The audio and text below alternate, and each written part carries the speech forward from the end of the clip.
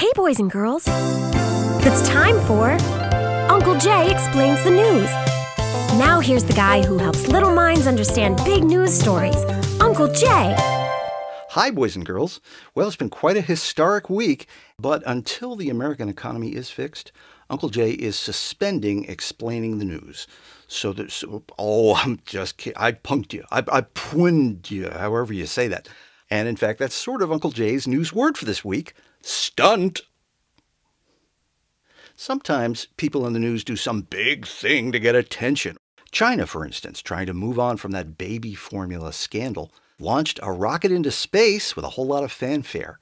They sent back pictures of the very first spacewalk using their very best-looking astronauts, just like in the Olympics.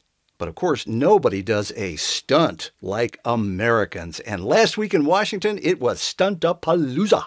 More banks and companies were taken over by the government. This is getting scary, boys and girls. How many more companies, familiar ones, are going to be seized by Washington? We can't let this go on. We can't let the government just clean up by grabbing familiar names and taking them over. So act now before they're gone.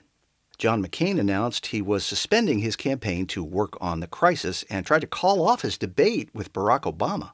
That was a pretty historic stunt that didn't work really. So the debate did happen, and boy, was it exciting. They pretty much said everything you'd expect them to say, except neither one of them brought up the real crisis that each one of them is facing, the truly serious danger that could bring either one of them down. And now it's time to answer one of your news questions. This week it comes from Ryan in Titusville, Florida. Hi, Ryan.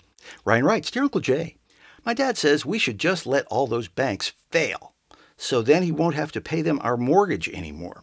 Is he right about that?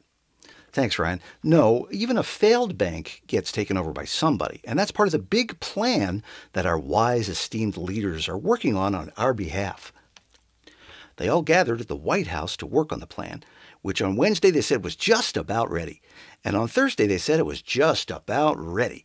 And on Friday it was just about Saturday before it was just about ready on Sunday with over 2,000 earmarks suddenly added to it. Now, some people have suggested better ways to spend that $700 billion. For instance, like splitting it among all the members of Congress so that they'd all quit and go home, and we could replace them with someone smarter, like gerbils.